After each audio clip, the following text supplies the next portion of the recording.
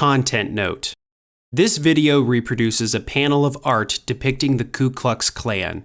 It appears at 10 minutes 55 seconds in the video and continues to 11 minutes 55 seconds. Viewer discretion is advised.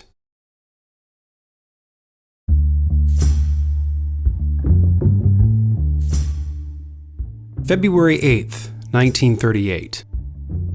It was a cool, cloudy day at the Indiana State Fairgrounds. The manufacturer's building, usually filled during fair time with engines, tractors, and other large inventions, had become the residence of a 6-ton, awkward-sized crate. The crate, a nondescript affair on the outside, contained something incredibly special. However, the crate's size made it nearly impossible for most places to accommodate it, which is why it languished in this building for 4 years. Inside the crate wasn't a new manufacturing engine or small airplane, but a series of masterworks from Thomas Hart Benton, one of America's premier artists at the time. Inside were the Indiana Murals, made for the 1933 Chicago World's Fair. A controversial collection of artworks, the Indiana Murals engaged viewers in a dialogue about Indiana's complex history, a dialogue that continues to this day. The murals stayed in this crate until someone believed they deserved a new home. That someone was Herman B Wells, the newly elected president of Indiana University.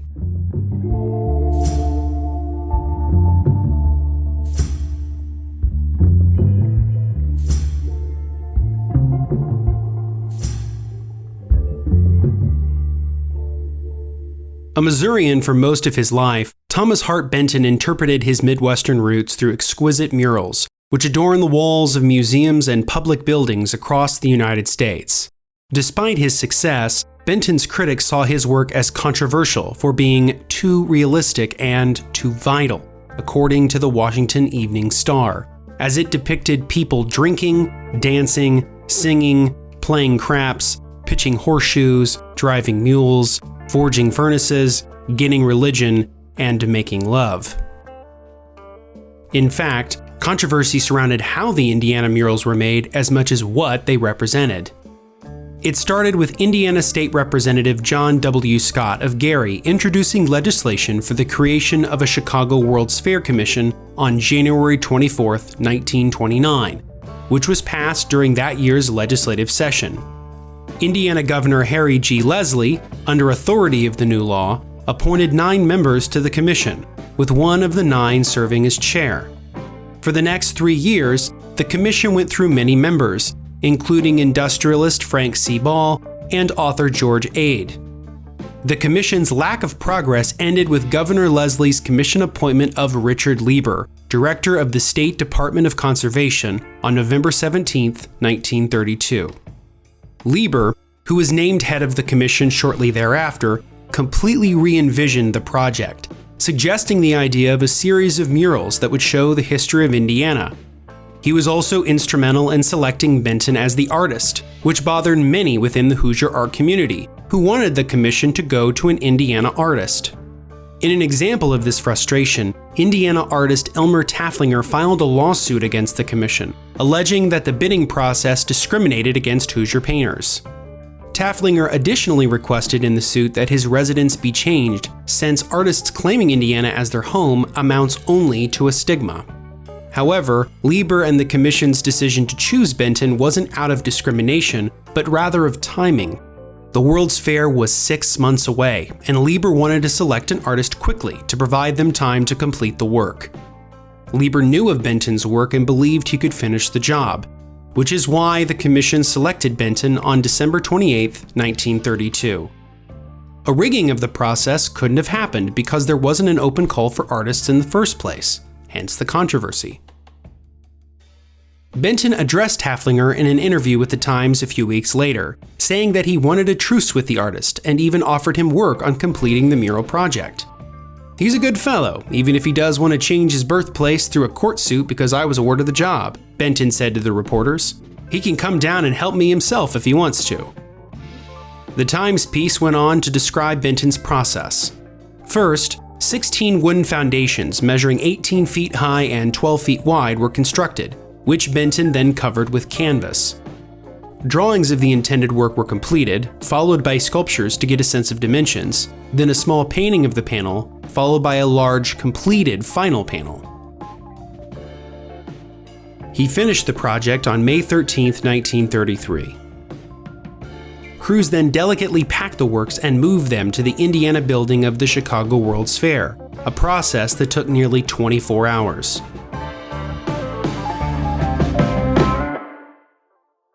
The Chicago World's Fair, known by its tagline, Century of Progress, opened on May 27, 1933. Benton's murals displaying the history of the Hoosier State debuted in the Indiana building on June 1st, with a dedication from Indiana Governor Paul V. McNutt. Despite sweltering 100-degree June days, Hoosiers flocked to the new paintings in large numbers, the Indianapolis Times reported. Edwin Earle, known art enthusiast from New York, called the murals a magnificent success, and Benton a superb interpreter of the American scene. Each panel shared the long and complex history of the state, from pioneer clashes with Native Americans to the growth of the state's industry and education.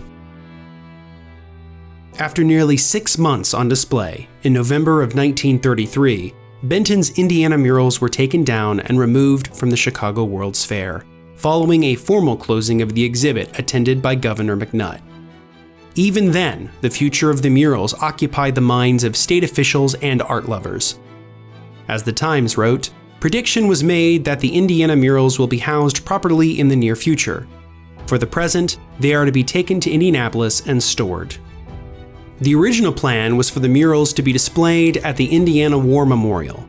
Although the World War Memorial Commission still is a bit vague about bringing the beauties to its lair, wrote the Times, Frank H. Henley, secretary, admitted today that the board had considered the proposition favorably. In the meantime, it was reported that crews had stored the murals in a state highway garage, where the works must beat their path through trucks and oil cans. The War Memorial's planned installation of the murals fell through, however, and the works found their way to the Indiana State Fairgrounds by 1936.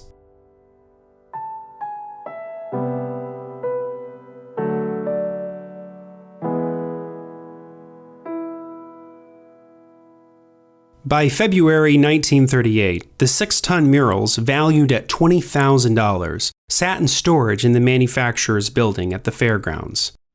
As before, a permanent home for the work was on people's minds.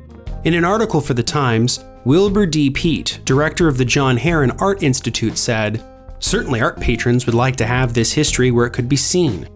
Ross Techmeyer, examiner of the State Board of Accounts, said, "I'll turn them over to any responsible party. All they need is a building to put them in." The responsible party most passionate about the murals was none other than lifelong Hoosier Herman B Wells, the brand new president of Indiana University.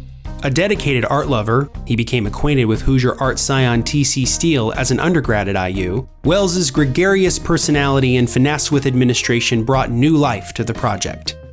He believed that the university would be a good home for the murals, as they share the history of the state and fit Wells's mission to improve the cultural life of IU. He brought a proposal to IU's Board of Trustees to take possession of the murals and display them in a complete renovation of Assembly Hall, originally slated for demolition. The plan was approved in May of 1938, and a month later, the board implemented a plan to renovate Assembly Hall at a cost of $3,500 to $4,000. The trustees and President Wells quickly abandoned the Assembly Hall plan when, during a special session of the Indiana General Assembly, legislators debated funding for special projects in coordination with the Federal Public Works Administration, or PWA. Wells and Purdue President Edward Elliott used this opportunity to lobby for the funding of new auditoriums for each university, which was successfully earmarked by the legislature. The new auditorium project was approved by the IU Board of Trustees on July 30, 1938, with architect A.M. Strauss charged with developing preliminary plans and outline specifications for the PWA grant. Indiana University received the federal PWA funding and approved its use for the completion of the new auditorium in September of 1938. A month later, President Wells confirmed to the board that Governor M. Clifford Townsend approved the moving of the murals to Indiana University for installation in the new auditorium. Confirmation of the plan was published by the Hammond Times on October 30th, 1938. At a final cost of $1.17 million, the new auditorium, with the Benton murals installed, was dedicated on March 22, 1941, according to the Indianapolis Star. Panels were placed in the appropriately named Hall of Murals, as well as in the 400-seat auditorium theater, the Muncie Star Press reported. In his speech that day, President Wells spoke of the murals, noting that they are one of the most outstanding features of the building.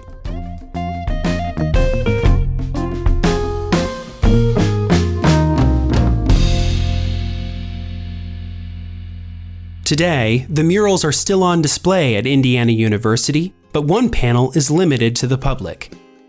A panel installed in Woodburn Hall depicts a Ku Klux Klan rally, complete with robes and a burning cross in the background, with an interracial hospital and journalists working in the foreground.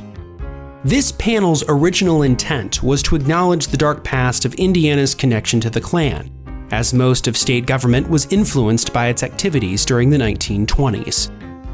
The journalists in the mural represented the undeterred efforts of newspapers to take down the Klan in the state, notably the Indianapolis Times. In fact, Benton explicitly denounced racism in 1940, saying, "We in this country put no stock in racial genius. We do not believe that because a man comes from one strain rather than another, he starts with superior equipment." However, over time, this context has been lost to casual viewers of the mural, leading to calls for either covering it or removing it. As early as 1990, newspapers covered the controversy over the Klan piece. The Jewish Post reported that IU officials decided to keep the mural on display, accompanied with the production of an instructive video on its context and history. The Indianapolis Recorder also ran a story in 2002 about the panel, noting how African American students continually led protests for its removal. In 2017, among nationwide protests against Confederate monuments and other controversial works, over 1,600 students at IU called again for the painting to be removed or covered. While students acknowledged in their petition that Benton intended to confront the state's sordid past and not glorify the Klan, the painting alone does not provide that context to students. Therefore, it was best to not provide an audience to the artwork without said context. Jessie Benton, the artist's daughter, published an op-ed in the Indiana Herald-Times Online defending her father and calling for the painting to remain available.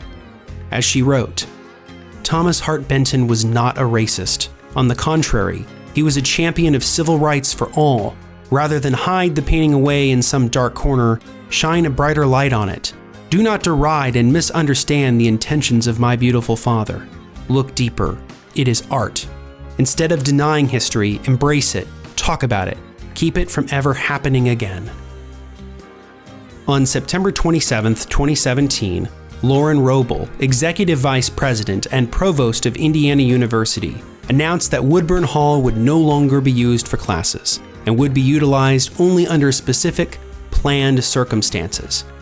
In her statement, Roble said, "I believe that repurposing the room is the best accommodation of the multiple factors that the murals raise. Our obligation to be a welcoming community to all of our students and facilitate their learning, our stewardship of this priceless art, and our obligation to stand firm in defense of artistic expression. I invite community members to think creatively about how best to use this repurposed space to engage with the issues the murals present." While this decision likely left some unsatisfied, Indiana University acted in keeping with Herman B Wells' intention for the murals nearly 80 years ago, to provide them a permanent home to share the good and the bad of Indiana's history. Thomas Hart Benton's Indiana Murals and the controversy surrounding one of its panels exist within a broader cultural discussion about art in the public sphere. Should works considered as controversial be removed, or should they be displayed along with context? Is there a limit to artistic freedom in the instance of public works, as these murals were? There are no easy answers to these questions, but the pursuit of those answers is valuable. The Inclusive Historian's Handbook, an online resource dedicated to questions like these, said of murals and memorials, "There is nothing that obligates Americans to remember in the ways that they do." This exemplifies the debate around the Benton murals. While Benton's intentions were understood in the time that he painted the murals, they aren't as well understood today. An IU student attending class in Woodburn Hall would not know the context of the mural piece, that it was part of a much larger work on Indiana history and represented Benton's anti-racist politics. And asking for faculty to explain the piece every time they are in the space is not feasible or fair to the subject, the students, and the faculty themselves. As such, this controversy isn't difficult history when confronted head-on. Rather, it is history which requires context, scholarship, and empathy for those adversely affected. Hence, IU's decision to no longer use Woodburn Hall for classes and only provide the space under appropriate guidelines and guidance. Despite its complicated circumstances, the Benton murals are a unique and remarkable addition to the cultural tapestry of Indiana. Herman B Wells believed in their importance so much that he used his clout as the new president of IU to have them installed and saved for perpetuity. These murals embody the history of Indiana, with all its highs and lows. They are a testament to artistic expression and the value of public works that can be shared and discussed by all.